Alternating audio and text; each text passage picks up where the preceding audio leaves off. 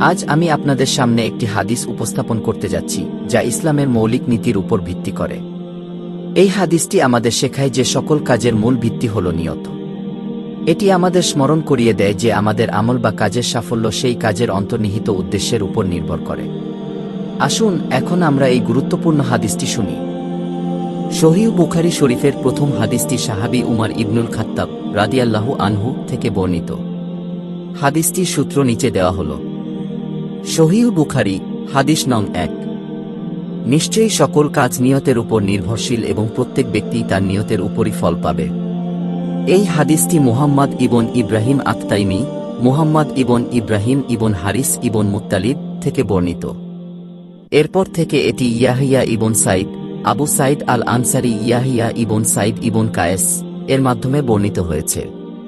এই হাদিসটি ইসলামের অন্যতম প্রধান ও মৌলিক নীতির উপর নির্ভর করে, যা হল নিয়ত বা অভিপ্রায়।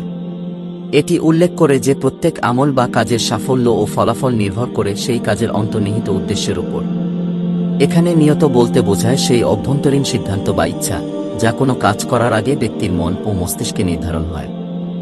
হাদিসের বর্ণনা। সকল কাজের মূল ভিত্তি নিয়ত। ইসলামে কোনো কাজ তখনই গ্রহণযোগ্য হয় যখন তা সঠিক নিয়তের সাথে করা হয়। উদাহরণস্বরূপ, একজন মানুষ যদি সওয়াব লাভের জন্য দান করে এবং অন্য একজন যদি খ্যাতি লাভের জন্য একই কাজ করে, তবে তাদের ফলাফল ভিন্ন হবে। প্রথম ব্যক্তির জন্য সওয়াব নির্ধারিত হবে, কিন্তু দ্বিতীয় ব্যক্তির কাজ আল্লাহর কাছে গ্রহণযোগ্য হবে না, কারণ তার নিয়ত সঠিক নয়।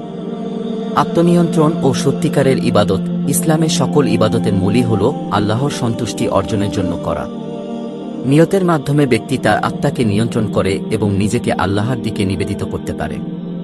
সঠিক নিয়ত ইবাদতের গ্রহণযোগ্যতার প্রধান শর্ত। দৈনন্দিন কাজের ইবাদত রূপে পরিণত করা। ইসলামের সৌন্দর্য হল একটি সাধারণ দৈনন্দিন কাজও সঠিক নিয়ত থাকলে ইবাদত হিসেবে গণ্য হতে পারে। উদাহরণস্বরূপ, পরিবারের জন্য উপার্জন করা বা অন্যদের সাহায্য করা যদি আল্লাহর সন্তুষ্টির উদ্দেশ্যে করা হয়, তবে তা ইবাদতের সমতুল্য। এই হাদিসটি আমাদের শিক্ষা দেয় যে আমরা যে কোনো কাজ করার আগে নিজেদের নিয়ত বিশুদ্ধ করতে হবে। এটি আল্লাহর সন্তুষ্টি অর্জনের জন্য হওয়া উচিত, অন্য কোনো পার্থিব স্বার্থ বা খ্যাতি লাভের জন্য নয়। ভিডিওটি ভালো লাগলে চ্যানেলটি সাবস্ক্রাইব করুন এবং নতুন নতুন ভিডিও দেখতে পাশে থাকুন।